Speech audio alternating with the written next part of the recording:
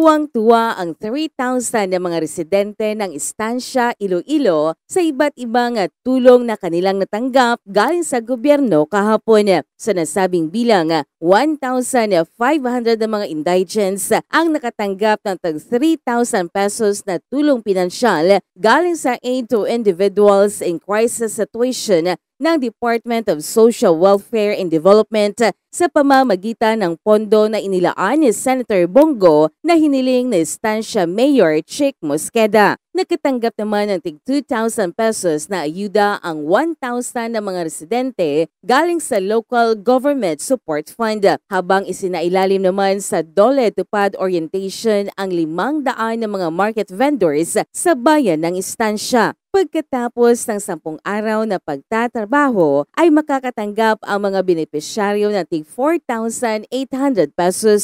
Malaki naman ang pasasalamat ng mga residente sa natanggap na tulong galing sa gobyerno. Ito si Jennifer Karikitan para sa Radyo Alternatibo Balita Nationwide.